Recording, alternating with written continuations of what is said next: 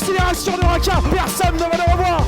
Liberty Raka. Et le nouvel essai. Le nouvel essai pour la SM Clermont-Auvergne.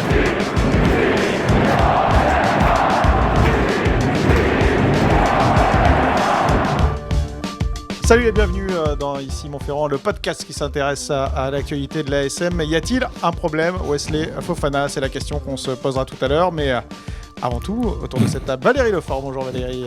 Bonjour. Fred Verna, bonjour Fred. Salut Greg. Et Christophe Buron. Bonjour Christophe. Bonjour. Vous allez voir que j'ai eu une matinée très réjouissante avec Christophe. Je vais vous raconter ça tout de suite dans les 3 infos essentielles ou non. C'était donc ce matin. Je me lève et qu'est-ce que je vois? Vous nous cachez des choses. Oui, une photo sur les réseaux sociaux des supporters qui partagent une photo de Georges Moala qui le monte un peu blessé à l'aéroport de Timisoara pour rentrer à Clermont. Qu'est-ce que je fais? Je prends la 2e ligne très exactement de mon cours de l'école de journalisme et je vais à la source voir Christophe Buron qui était en Roumanie. J'y pose la question. Alors, il est blessé. Georges Moala, j'avais dit Serge Moala, non pas du tout. Georges Moala.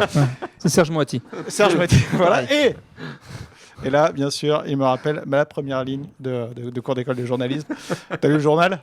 Donc, effectivement, voilà. Première ligne de l'école de journalisme. Le matin, lire le journal, c'est la première chose à faire. Et effectivement, c'est dans le journal. Et donc, Christophe, Georges Moala.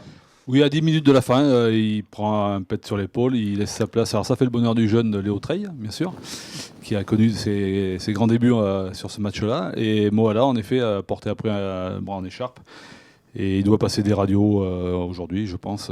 Donc on en saura plus sur la gravité de sa blessure. Donc Georges Moala, effectivement blessé, c'est peut-être l'unique point noir de ce déplacement en Roumanie, parce que pour le reste, c'était festif. Deuxième info, des supporters de Clermont, vous savez qu'ils étaient 400 en Roumanie, étaient à Timisoara, c'était samedi soir, dans un resto. Ils ont fait la fête avec qui? Avec les joueurs de Timisoara. Ils les ont rencontrés dans le resto, et apparemment, ça a guinché jusque tard dans la nuit en Roumanie, avec les joueurs de Timisoara. C'est étonnant, ça, comme info. C'est quand même très très sympa, effectivement. Ils ont doublé le PIB de la région. Voilà, les joueurs de... C'est très rugby.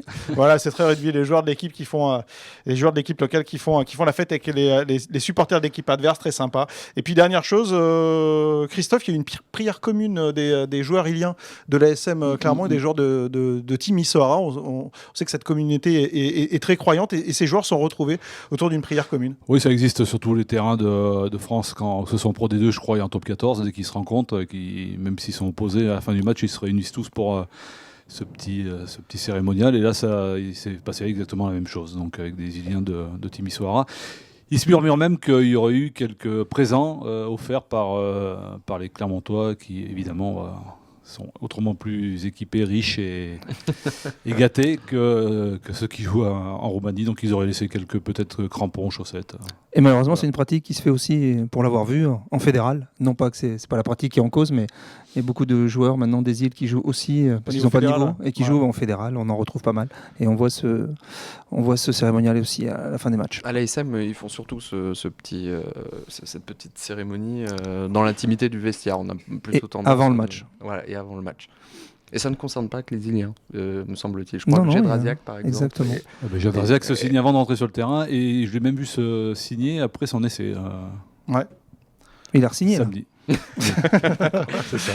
Voilà, un bel exemple de solidarité. Est-ce qu'il va y avoir de la solidarité dans le débat qui va nous animer tout de suite? Y a-t-il un problème, Wesley Fofana? Alors je vous pose la question tout simplement. Pourquoi notamment Wesley Fofana n'était pas en Roumanie? C'est une question que je pose. Est-ce que Wesley Fofana en ce moment évite certains matchs? Pose la question autour de déjà, on va rappeler un peu le contexte. Donc le jeudi, il joue. Enfin, en début de semaine, il doit être dans l'équipe, il doit débuter le match. Et apparemment, jeudi, donc la veille du départ, il aurait ressenti une petite pointe. Voilà, on n'en sait pas plus sur la nature de la blessure. C'est vrai que ça fait 2-3 fois cette saison où il est prévu qu'il joue et qu'il déclare forfait. Il y a eu ce qui était plus préjudiciable pour lui avant la tournée de novembre. Donc c'est vrai que ça, c'était les adducteurs, c'est ça? Avant la tournée de novembre? Non, c'était toujours l'ischio-jambier. Toujours l'ischio. Alors faut quand même rappeler que c'est un joueur qui a été très très ennuyé par ce genre de pépins là, au niveau des cuisses. C'était récurrent. Au début de sa carrière, je crois qu'il m'avait dit un jour qu'il avait fait 7 ou 8 déchirures quand il était au Pôle Espoir à Pôle France à Marcoussis, qu'il a raté une Coupe du Monde des moins de 19 à cause de ça. Avant d'être pro. C'était du verre, ce garçon. Alors ça lui a un peu passé là. hormis les 3 dernières saisons où il a fait des grosses blessures. Cervical. Les cervicales, le tendon d'Achille. Le tendon d'Achille, surtout, contre qu'il avait éloigné très longtemps. Et aujourd'hui, il est revenu dans un peu un mauvais karma pour lui. Là. Oui, alors qu'il avait quand même débuté 6 matchs depuis le début de saison, ce qui était pas mal par rapport aux 8 de la saison dernière. Mais là, c'est vrai que depuis 2 mois, le disque se raye à nouveau. Alors juste pour commencer, un petit tour de table en un mot. Est-ce qu'il y a un problème Wesley Fofana? Fred? Non. Christophe? Oui, un petit peu quand même, oui. Oui, dans le sens aussi, on parle d'un garçon qui va avoir 31 ans dans un mois et demi. Donc il est quand même aujourd'hui, il n'est pas encore au crépuscule de sa carrière. Parce que le talent du joueur, il se discute même pas. On ne fera jamais un débat sur le talent de Fofana, il est tellement exceptionnel. Vous vous baladez dans le monde entier, vous parlez des joueurs français aujourd'hui, le mec vous dit Fofana. Voilà, c'est le point de départ. C'est un joueur extraordinaire. C'est un joueur à part déjà en termes de talent. Bien sûr. C'est un joueur instinctif. Il apporte autre chose. Mais le problème, c'est qu'il est très souvent blessé depuis 3 ans. Pour aller sur un autre terrain dans ce débat, il y a, pour avoir voyagé avec pas mal de supporters et donc avec qui on peut discuter dans les aéroports, dans les attentes. Il se parlait beaucoup de son forfait de dernière minute et beaucoup de supporters commençaient à se poser la question si c'était judicieux de l'avoir fait signer 4 ans il n'y a pas très longtemps, là, c'était en début de saison. Alors on va y revenir, mais effectivement il a été prolongé jusqu'en juin 2023, Wesley Fofana par c'est loin. Donc c'est vrai qu'on peut se poser... Il était courtisé, il faut le rappeler, notamment Montpellier qui lui c'était un peu ma réponse, c'est que je pense que l'ASM... pour le garder, a dû quand même allonger la durée du contrat, peut-être plus que le montant du chèque en fait. Parce qu'il se murmure qu'il avait quand même un chèque beaucoup plus conséquent. Il coûte pas très cher quand il joue pas. Déjà, première question, est-ce que vous pensez que Wesley Fofana est revenu à son meilleur niveau après sa blessure au tendon d'Achille? Alors moi je vais dire que oui, il a même un peu, je trouve, élargi la palette. Il a élargi la palette, ça c'est sûr, techniquement. Mais bon, alors est-ce qu'il va aussi vite? Est-ce qu'il a la même explosivité? C'est un peu plus compliqué à... Pour moi, il a compensé techniquement, notamment, et peut-être aussi en termes de placement défensivement. Il a étoffé un peu son jeu, ce qui lui a permis de compenser son déficit physique. Moi, je pense qu'il avançait beaucoup plus. De toute façon, physiologiquement, un homme va beaucoup moins vite. Oui, déjà. Beaucoup moins vite. Il va moins vite à 31 ans qu'à 24 ou 25 ans. Donc il ne va pas gagner en vitesse. 2012-2013, pour moi, c'est sa meilleure saison. C'est la dernière avant qu'il ait vraiment une accumulation de mais blessures. pourquoi J'avais noté, je crois, c'est 19 essais, c'est énorme sur cette saison-là. Pourquoi 12-13 constitue un tournant? Parce que cette saison-là, il fait 35 matchs. Ouais, exactement. Ouais. Et il sort d'une saison à 32, donc il a fait 35. Et alors après, ça a été en déclinant, 27, 25, 16. Ça baisse tous les ans en termes de temps de jeu. Alors vraisemblablement, cette année, il devrait... C'est vrai que c'est un garçon qui a toujours dit qu'il jouait beaucoup, pour expliquer un petit peu ses petits pépins. Mais bon, là, ça fait... Enfin, la moyenne est tombée, là. Parce que sur les 10 ans à l'ASM, il joue depuis, c'est sa 10e saison, ça fait une moyenne de 15 matchs par saison. En club. Mais tu parles en club. En club, je parle. Je parle pas de l'équipe de France. Nous, quand on parle de 32-35, c'est... Il y a l'équipe de France. C'est l'équipe de France compris. Mais l'équipe de France ces derniers temps... Greg, moi je pense qu'il est même pas encore tout à fait revenu au niveau de... J'ai souvenir de la double confrontation contre l'Ulster en Coupe d'Europe. Il y a pas si longtemps, c'est l'année du titre. Il y a 2 ans. Juste avant qu'il se blesse justement au tendon d'Achille, là il était à un niveau... C'est le jour où il se blesse d'ailleurs. Non, il se blesse contre Exeter. Oui, je crois que c'est contre Exeter la dernière journée. C'est ça. À ce moment-là, je pense que c'est le meilleur joueur de l'ASM peut-être sur la phase de poule de Champions Cup. Ça veut dire que là, vous le voyez tous en progrès depuis son retour de blessure? Il a besoin d'enchaîner quand même les matchs pour revenir. Il a un peu compensé, élargi la palette, et c'est vrai qu'il a... C'est un joueur qui est moins individualiste, qui a compris. C'est un joueur qui fait plus jouer qu'avant. Plus jouer, tout à fait. Parce que c'est un garçon intelligent. Mais c'est vrai qu'à chaque fois, sa progression est stoppée par ses pépins. Là, c'est pénible. Il y a une stat qui est terrible pour montrer un petit peu... Alors, on parle de 2013, qui est un peu un tournant, mais la cassure, c'est 2015. C'est un garçon qui a 45 sélections. Il en a 39 en 3 ans, entre 2012 et 2015. Et depuis 2015, à la Coupe du Monde, il en a que 6. Donc, ça prouve bien tout raté. Justement, c'est une de mes questions. C'est une de mes questions dans ce débat. Est-ce qu'on a une chance de le revoir en bleu, Wesley Fofana? Parce qu'il a joué récemment, là. Évidemment. Il a fait juste le test de juin en Nouvelle-Zélande. Il a fait un des 3 tests. Le dernier.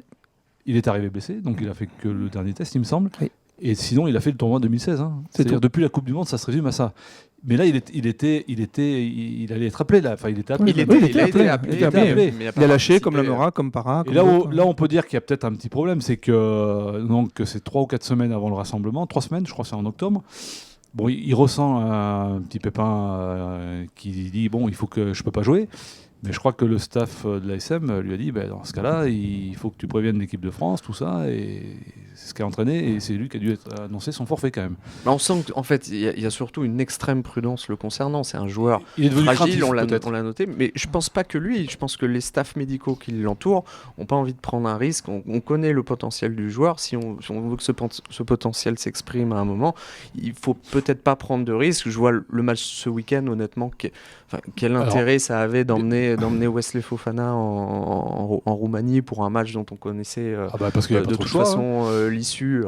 Oui, puis l'intérêt c'est aussi. T'as mis Toeva et Penaud au repos, t'as la Mora blessé, il fallait bien gagner quand même. Oui, et puis tu peux aussi dire que tu as besoin de lui dans 3 semaines contre Toulouse, que c'est un gros match, tu vois. Bon, oui, moi après que la prudence. Enfin là, c'est plus que de la prudence, là, c'est dessus, hein, et on le voit plus. Plus beaucoup, donc c'est un peu compliqué. Moi, il y a quelque chose qui m'avait frappé, c'est au mois de juin, il avait donné une interview très longue à nos confrères de l'équipe, et il y avait 2-3 phrases qui m'avaient marqué. Alors, je ne sais pas comment il faut les interpréter, moi j'ai mon avis, mais après, je me souviens, il avait dit « Je suis plus trop le rugby maintenant, parfois des mecs m'apprennent des choses dans le groupe ». L'impression qu'il est un peu détaché. Un peu déconnecté. Alors, déconnecté, je n'irai pas jusque-là, mais il bon. a toujours été, il a toujours été un petit peu en marge, petite distance moins, avec, mais là, avec le rugby. Tu sens qu'il n'est pas forcément toujours concerné par les... Alors, je peux comprendre qu'après 10 ans au plus haut niveau, on ne voit plus les choses de la même façon qu'un gamin comme un Penaud ou d'autres. Mais voilà, et tout ça cumulé fait qu'on a l'impression qu'il est un peu en retrait. Ce qui est terrible pour lui, je pense, psychologiquement, c'est que donc les pépins se sont accumulés et c'est une histoire de rendez-vous manqué. On prend les grandes dates de l'ASM ces dernières saisons, on constate qu'à chaque fois, il les rate sur des blessures. Il y a la finale de 2015 notamment, je me souviens qu'il avait... il se blesse au Chambon. Exactement, il se blesse juste avant la finale. Psychologiquement, ça doit quand même être il prend des coups sur la tête. Difficile à encaisser. Il n'est pas des phases finales. Il fait un début de saison. Il n'est pas champion en 2017. L'année 2017, l'année du 2010, titre, il fait 6 mois extraordinaires. Il est blessé, il rate toute la fin de saison. Tu disais que c'est le staff médical qui prenait aussi des décisions, mais je pense qu'à son niveau, c'est quelqu'un qui impose, comme tous les grands sportifs. Bien sûr. Et je pense qu'il est peut-être un poil trop à l'écoute de son corps et que dès qu'il sent qu'il y a un truc qui ne va pas, il a tendance à mettre le frein à main et à dire stop. Et bon. Messieurs, quand on pense talent brut en rugby et blessure, il y a un parallèle forcément qui est très très facile, c'est celui avec Johnny Wilkinson. Johnny Wilkinson est un joueur qui a été énormément blessé. Est-ce que pour vous, Wesley Fofana, ça peut être un peu le nouveau Johnny Wilkinson, c'est-à-dire le très très grand joueur, mais qui malheureusement subit trop de blessures? Ça veut dire qu'il va faire une fin de carrière extraordinaire. Et tu nous annonces que finalement il va résilier son contrat, il va signer à Toulon? Non, je n'ai pas dit ça, non. Ah bon? Non, mais... non, c'était pas les mêmes natures de blessures. Celle de Fofana, apparemment, il y en a une qui l'a marqué à vie et qui va probablement le suivre jusqu'à la fin de sa carrière. C'est la hernie discale qu'a opéré le professeur Chazal et qui lui a dit j'hésite à t'opérer parce qu'il peut y avoir un danger sérieux. Oui, sur la C2, oui. Sur une des cervicales, en effet. Donc, il l'avait confié après, qu'il avait eu très très peur. Je crois que Chazal lui avait même dit tu peux mourir sur un terrain si tu reprends un coup. Non seulement il fallait plus qu'il joue, mais même l'opération était délicate. Ça peut vous marquer à vie et devenir un petit peu hypochondriaque plus quoi. Ouais, de prendre effectivement peut-être. Parce qu'en pleine possession de ses moyens, franchement, il n'y a même pas de débat. Oui, on parle pas du joueur là.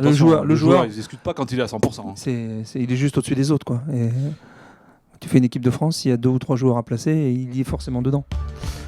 Ok, messieurs, on a fait le tour de ce débat autour de Wesley Fofana.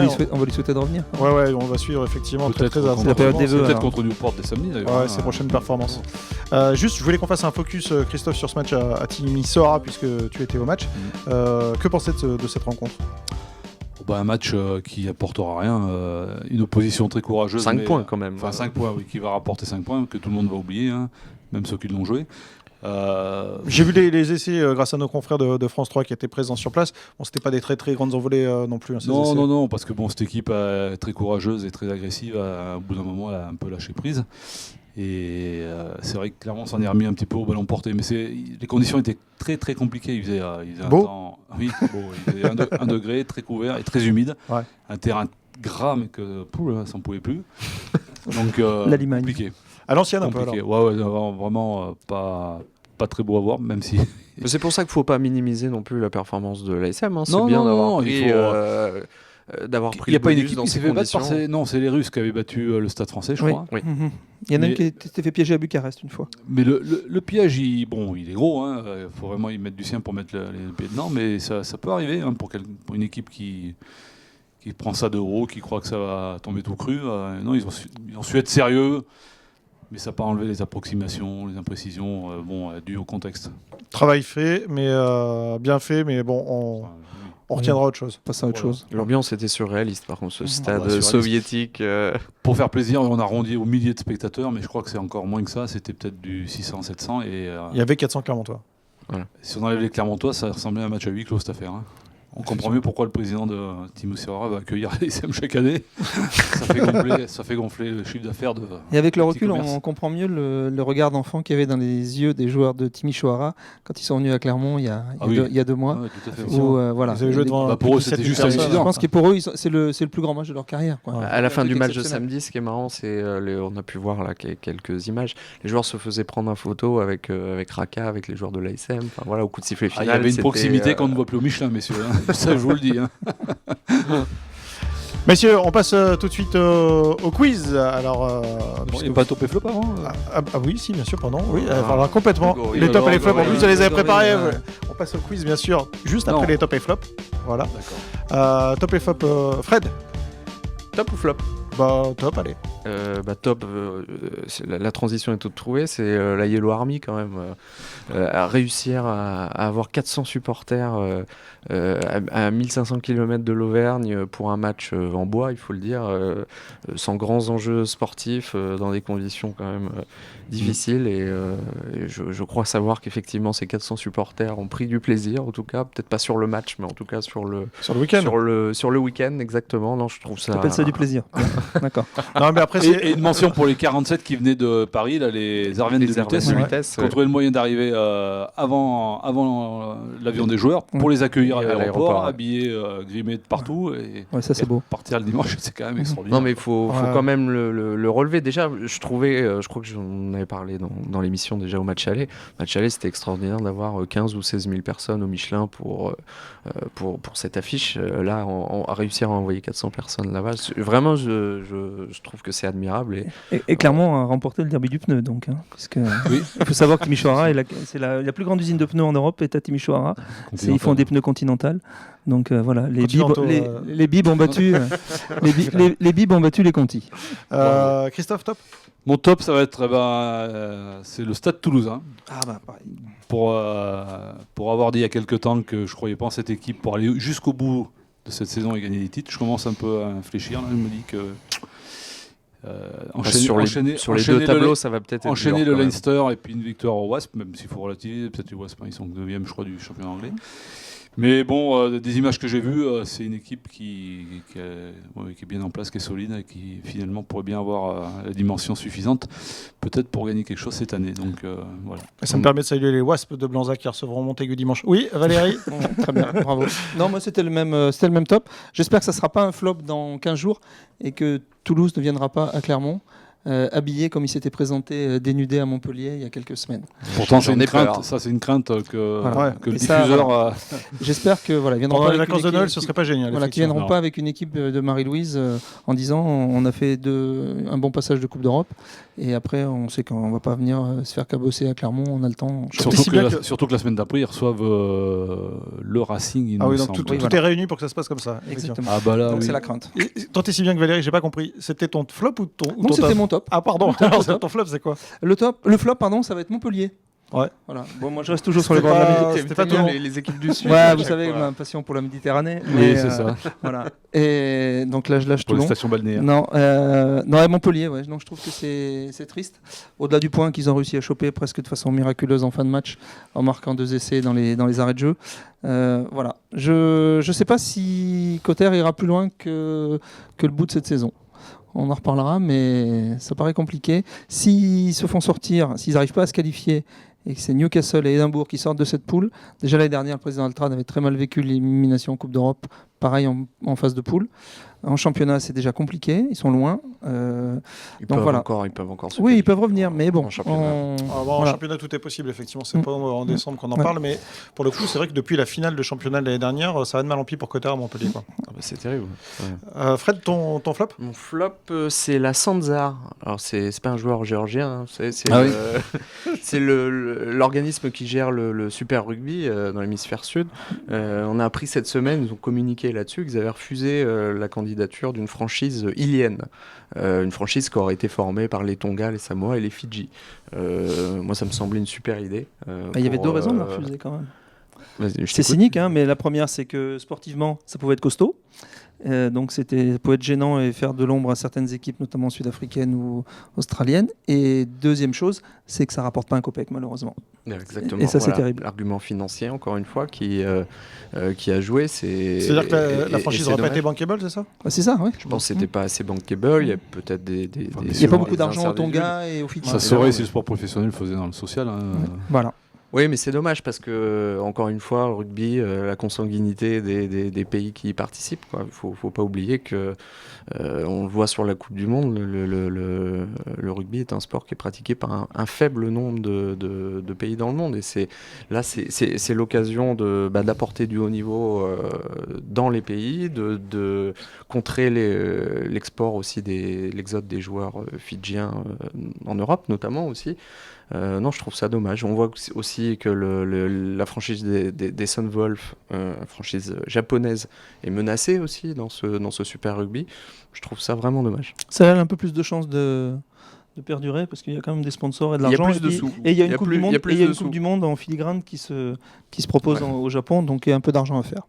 C'est cynique, mais c'est la réalité. Merci Valérie de nous le rappeler. Christophe, flop?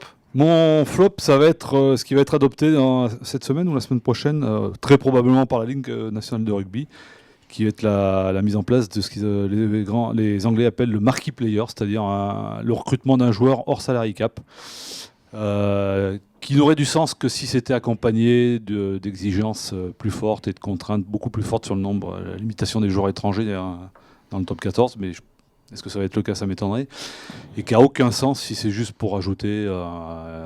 alors, si c'est un Kieran Reid, un Carter qui arrive, d'accord, c'est une plus-value. Mais si c'est pour avoir le Sud-Africain du village d'à côté, ça n'a aucun sens. Et ça va encore affaiblir, bien évidemment, les équipes en termes de joueurs français et évidemment l'équipe de France. Vu le salaire qui va être proposé à ces joueurs-là, ça ne sera peut-être pas le Sud-Africain du village, mais ça va être le super joueur. Après, ça risque d'être le super. Mais le problème du super joueur, qu'est-ce qu'il va apporter pour certains? Kieran Reid, il a clairement dit, moi je veux venir en France, mais je veux venir à Paris. Parce que ma femme, elle adore Paris. Et voilà, et il va rester 5 ou 6 mois à Paris. Ça apporte quoi? Non, parce que je crois qu'ils ils envisagent quand même de mettre des... Voilà, de mettre des limites, notamment sur la durée des contrats. Il faudra qu'ils signent pour plus d'une saison, on en reparlera. me semble-t-il. Mais pour moi, c'est pas une bonne chose. Et surtout pour l'équipe de France, à ce rythme-là. On va finir au-delà de la 15e place, 15e nation mondiale. Mais bon. Le plus dur du chemin est fait. Hein. Ouais, c'est vrai. Mais on aura toujours le plus beau championnat du monde.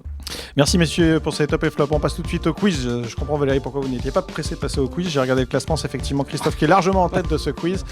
Et je vais vous faire un quiz spécial Pays de Galles, puisque cette semaine, vous le savez, les Clermontois reçoivent des Gallois en challenge européen. Et ma première question, attention, c'est pas un joueur, c'est pas un match, c'est un symbole.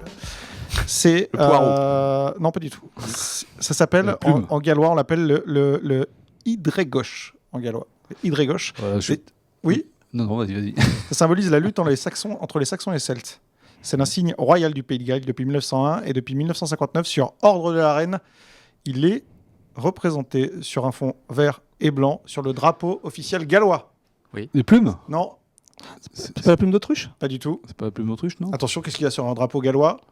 Un dragon. Chardon. Dragon, c'est pas Christophe. Même là, Christophe est le meilleur. Pardon, ouais. Même là, Christophe est le meilleur. Et Idregosh, c'est le dragon gallois, bien sûr. Je suis né en 1988 à Solihull, en Angleterre. Aaron Jarvis. Pas du tout. J'ai été lion britannique. Jonathan Davis, bravo Fred. Un point pour Fred. Il a joué entre 2014 et 2016 à Clermont. Il est 3/4 centre. Il joue aujourd'hui avec les Scarlets. Jonathan Davis. Je suis né en 1977. J'ai fait 32 matchs avec Clermont. Je suis demi d'ouverture. J'ai joué entre Stephen Jones.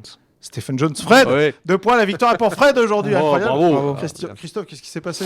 Et ben moi, je vais en faire une. Tiens, j'ai joué à Newport. Ouais, Newport. J'ai commencé ma carrière à Newport et je suis arrivé à Clermont, pas en suivant, il a dû faire d'autres petits clubs avant. Il a joué à 3e ligne L entre 2001 et 2003 à Clermont-Ferrand. Ah, très bonne question. Et aujourd'hui, patron du rugby quasiment de son pays. Et il a joué à Newport. Il a été repéré à Newport en 98 par un dirigeant de Clermont. Si même Christophe fait les Non, moi, je questions sais pas, maintenant. Christophe, c'est Bon, si je vous donne la nationalité, vous allez tout de suite trouver. Il est tchèque. À Makachek. Yann Makachek. Bravo. C'est Wolf qui l'avait trouvé. Bravo. Oui. Bravo. Enfin, qu'il Allez, l'a je peux- repéré, qu'il l'a repéré Je sur peux vous faire une petite C'est question pas bonus. Makachek en bois. J'en mettrai pas la victoire de Fred mais quand même j'ai envie de vous poser cette question-là. C'est le joueur gallois, il n'a pas joué à Clermont, mais c'est le joueur gallois le plus capé de l'histoire du rugby gallois international. Il a gagné 8 Jenkins. tournois. Non. Il a gagné 8 tournois des 5 nations à l'époque, dont 3 grands chelems. Gareth Ces tournois- Edwards. Non, ces tournois c'était en 1969, en 70, en 73, en 75, en 79. C'est pas J.P. Williams. Si, JPR Ouais. Williams, exactement, John Peter Rhys Williams, et grand chelem en 71, 76 et 78. Super huit beaucoup de tournois. reins et redoutable après les matchs. Docteur Fou. Encore aujourd'hui, je peux te dire. Messieurs, merci. On se retrouve dès la semaine prochaine pour Ici Montferrand. On accepte bien sûr toutes vos critiques, positives, négatives, mais bien sûr constructives, Constructives. comme dirait Martial. On lui passe ça. Et, Il lui fait un voilà, coucou. le bonjour à Martial. Allez, ciao!